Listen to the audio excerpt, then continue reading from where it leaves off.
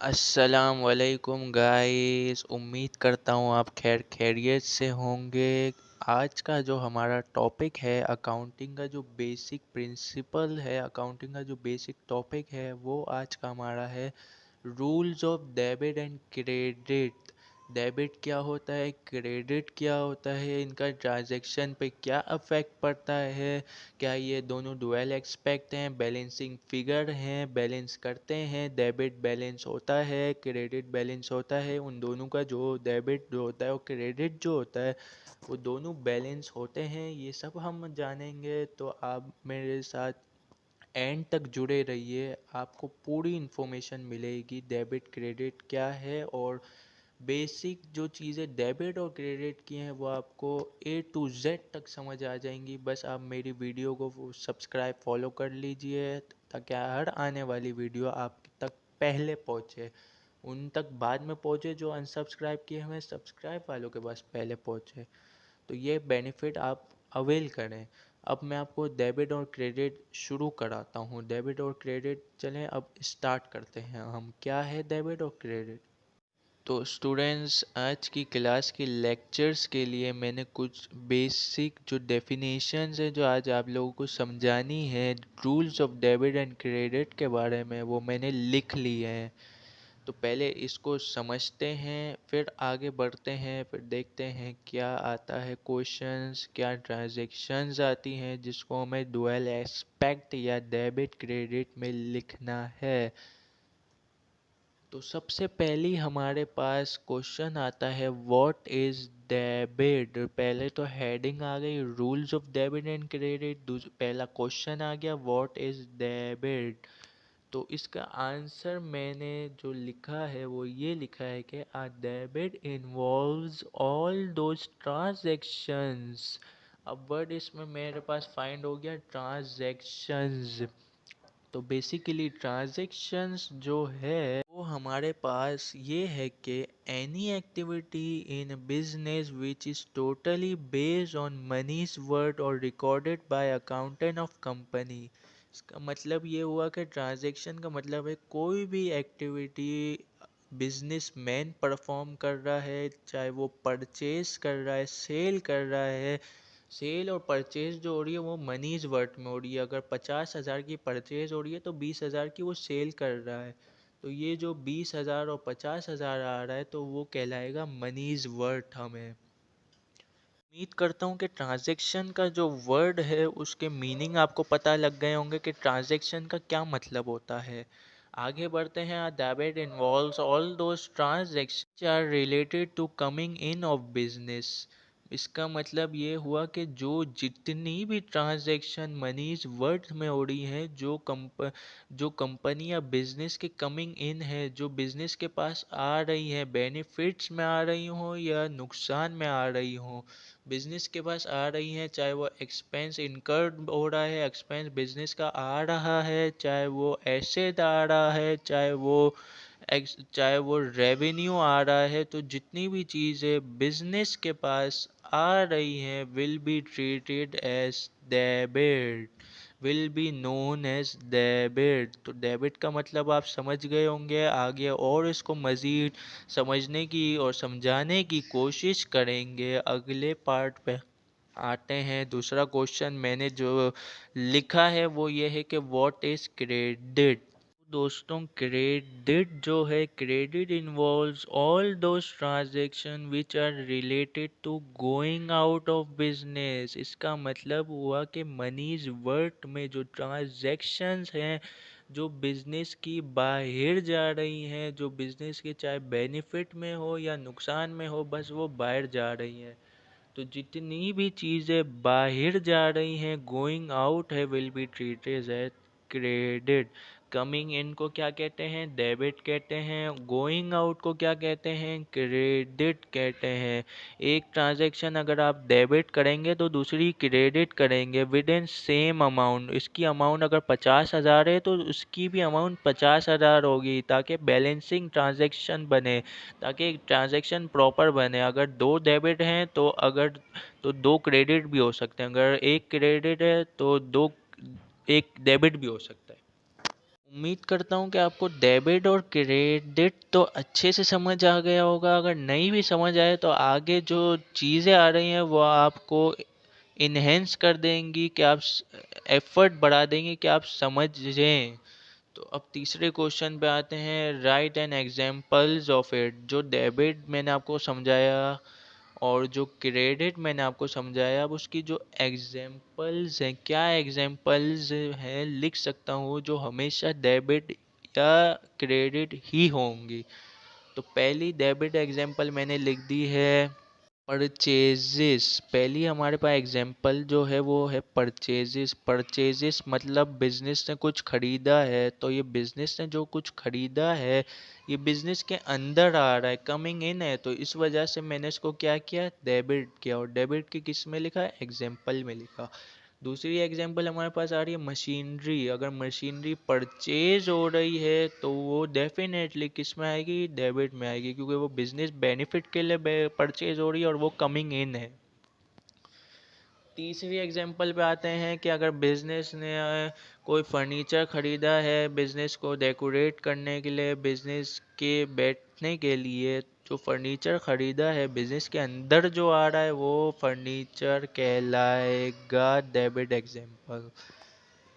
Stationery या equipment. Stationery और equipment. Stationery मतलब बिजनेस ने कोई यूज़ के लिए कोई भी चीज़ खरीदी है स्टेशनरी की, चाहे वो पेंसिल, इरेजर, जो भी हो गया, एक्स वाई जेड, तो वो जो कम बिजनेस के अंदर आ रही है वो डेबिट में आएगी। और इक्विपमेंट वगैरह जो भी है वो डेबिट एग्जाम्पल है, क्योंकि वो कमिंग इन है, बिजनेस के पास आ रही हैं, जा नहीं रही। अगर आ रही हैं तो वो डेबिट है, अब जा रही हैं मींस क्रेडिट पे आ जाते हैं। Credit examples. क्रेडिट की जो सबसे पहली एग्जांपल मैंने जो लिखी है वो है सेल्स। परचेजेस का जो ऑल्टरनेट वर्ड होता है वो सेल्स होता है। सेल्स का मतलब है जो बिजनेस के अंदर जो हमने चीज़ें तैयार की सेमी फाइनिश या फाइनिश फॉर्म में जो चीज़ें हमारे पास तैयार हुई हैं वो से हमने सेल्स कर दी। जो हमारे पास चीज़ें स्टॉक पड़ा हुआ था वो हमने बेच दिया, तो ये क्या हुआ, क्रेडिट एग्जाम्पल हो गया। सेल्स हम बेच रहे हैं, गोइंग आउट है, तो ये एग्जाम्पल है किसकी, क्रेडिट की। दूसरा हमारे पास है अकाउंट पेएबल। अकाउंट पेएबल का मतलब है बिजनेस की लाइबिलिटी।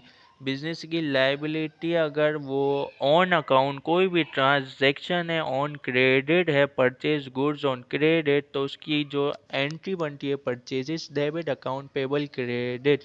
क्योंकि अकाउंट पेएबल जो है वो हम बाद में पे करेंगे, लेकिन जाएगा तो गोइंग आउट ना अकाउंट पेएबल। तो इस वजह से ये बिजनेस की पहली बात तो ये लाइबिलिटी है और ये जा रहा है, तो इसलिए क्रेडिट। अब आ गया कैश। कैश इसलिए लिखा है अगर परचेजेस गुड्स ऑन कैश है, अगर पैसों पे हमने कोई भी चीज़ खरीदी है तो जो खरीदी है वो तो अंदर बिजनेस के अंदर आएगी। अब पैसा जो दे रहे हैं उस चीज़ के खरीदने का, वो पैसा तो बाहर जा रहा है ना। जो पैसा जो हमारे बिजनेस से बाहर जा रहा है, गोइंग आउट है, वो क्रेडिट एग्जाम्पल है। कैश पेड आउट लिखा हुआ है बेसिकली। अब आखिरी एग्जाम्पल पे आते हैं, बैंक लोन्स वगैरह। अब चौथा क्वेश्चन मैंने ये फाइंड आउट किया है, my fourth question is that what is dual expect. अब जो ट्रांजैक्शन डेबिट और क्रेडिट लिखा हुआ है, डेबिट और क्रेडिट का मतलब बेसिकली डुअल एस्पेक्ट होता है, तो इसके लिहाज से मैंने क्या लिखा है वो हम पढ़ते हैं। Dual aspect means two effect of any transaction or any two account involved for balancing business transaction. One is debited and the other one is credited. इसका सीधा सा मतलब हुआ कि मैंने दो अकाउंट्स लिखे। अगर परचेजेस गुड्स ऑन कैश मैंने बोला है, परचेज गुड्स ऑन कैश, तो इसका मतलब क्या हुआ कि परचेजेस जो डेबिट आ रही है और कैश जो है वो क्रेडिट आ रहा है, मतलब दो अकाउंट आ रहे हैं। मैं आपको ये जो है ये मैं लिख के समझाता हूँ ताकि आपके कॉन्सेप्ट जो हैं वो अच्छे से क्लियर हो जाएं। तो वेट करें, मैं अभी इस ट्रांजैक्शन को जो डुअल एस्पेक्ट है उसको लिख के बताता हूँ। स्टूडेंट्स, मैंने डुअल एस्पेक्ट की जो एंट्रीज होती हैं वो मैंने बना ली हैं ताकि मैं आपको अच्छे से समझा सकूँ। तो देखें, डुअल एस्पेक्ट में जो purchase goods on cash for rupees 20,000 मैंने जो लिखा है उसमें दो वर्ड आ रहे हैं। पहले तो मैं आपको पॉइंट आउट कर देता हूँ ताकि ट्रांजैक्शन से पॉइंट आउट कर लेते हैं, ताकि शुरू में ही हमें आसानी मिले करने में। ट्रांजैक्शन कैसे करते हैं, कैसे सॉल्व होती है, वो भी हमें पता चल सके। तो पहला वर्ड यहाँ है परचेज्ड गुड्स कैश। तो ये जो मैंने तीन वर्ड्स हाईलाइट किए हैं, परचेज, गुड्स एंड कैश। तो परचेज्ड गुड्स है, अगर परचेज फर्नीचर लिखा होगा तो हम डायरेक्ट फर्नीचर लिखेंगे। परचेज गुड्स या फिर मर्चेंडाइज लिखा होगा वर्ड, तो उसके लिए हम क्या वर्ड इस्तेमाल करते हैं, परचेजेस। इसके लिए परचेजेस लिख दिया। और कैश में हुई है, अगर कैश में नहीं हुई होती, अकाउंट पेबल में हुई होती, तो फिर हम अकाउंट पेबल यूज़ करते कैश की जगह। तो अब हम आगे देखते हैं कि मैंने कैसे बनाई ये एंट्री। तो इसमें देखें कि purchase goods on cash for rupees 20,000, 20,000 रुपये की हमने गुड्स खरीदी, और किस में, कैश की फॉर्म में। तो पहला तो मैंने परचेजेस अकाउंट लिख दिया और दूसरा कैश अकाउंट लिख दिया। जब ये दो अकाउंट जब ये दो account one and number two, जब ये दो अकाउंट कोई भी ट्रांजैक्शन में इन्वॉल्व हो जाएंगे, तो वो क्या कहलाएगा, डुअल एस्पेक्ट। ये जो दो अकाउंट आ रहे हैं, पहला परचेजेस आ रहा है, दूसरा कैश अकाउंट आ रहा है, तो इन दोनों का जब आना हो जाएगा, आमद हो जाएगी, तो उसे क्या कहेंगे, डुअल एस्पेक्ट। डुअल एक्सपेक्ट का मतलब है कि परचेजेस अगर आ रही है तो वो 20,000 की हुई है, तो 20,000 की आ रही है। और अगर कैश अगर हम दे रहे हैं तो वो 20,000 रुपये का ही दे रहे हैं। एक कमिंग इन है तो इस वजह से डेबिट आया, गोइंग आउट है इस वजह से क्रेडिट आया, ये तो आपको पता है। अब जो 20,000 है वो मैंने लिख दी। तो ये जो दो अमाउंट बैलेंस कर रही है हमारी ट्रांजैक्शन को, उसे क्या कहते हैं, डुअल एस्पेक्ट। अब दूसरी एंट्री जो मैंने बनाई है, परचेज का जो ऑल्टरनेट होता है वो होता है sales goods on cash for rupees 20,000। में भी मैंने तीन चीज़ों को अंडरलाइन कर लिया। देखें, सेल्स को मैंने अंडरलाइन किया हुआ है, गुड्स को मैंने अंडरलाइन किया हुआ है, कैश को मैंने अंडरलाइन किया हुआ है। तो ये तीन अंडरलाइन करने की यही वजह है जो ऊपर वजह थी, परचेज गुड्स और कैश, सेल्स गुड्स और कैश। तो sales goods on cash for rupees 20,000, मतलब बिजनेस के पास जो गुड्स पड़े हुए थे, स्टॉक जो पड़ा हुआ था, वो बिजनेस ने क्या किया, बेच दिया। और किस फॉर्म में बेचा है, कैश की फॉर्म में बेचा है। कितने में बेचा है, 20,000 में बेचा है। Sales goods on cash for rupees 20,000। तो दो अकाउंट मैंने इन्वॉल्व कर दिए। अब देखिए यहाँ पर परचेजेस डेबिट था, कैश क्रेडिट था। अब उसको ऑल्टरनेट करना है तो इसलिए मैंने कैश ऊपर कर दिया, क्योंकि कैश कमिंग इन है, हम सेल करेंगे तो हमारे पास पैसा आएगा। तो डेबिट हो गया, कैश अकाउंट डेबिट। और जो सेल कर रहे हैं गुड्स, जो हमारे पास से जो पड़ी हुई थी वो जा रही हैं, तो credit, going out and coming in तो आपको समझ आ गया। अब कैश अकाउंट आ गया। एक पहला मैं कैश अकाउंट को हाईलाइट नंबर्स डाल देता हूँ मेजरिंग के लिए। Number one and number two, cash account और सेल्स अकाउंट, जब ये दो अकाउंट मिल जाते हैं तो उसे क्या कहते हैं, डुअल एस्पेक्ट। और जब मिलते हैं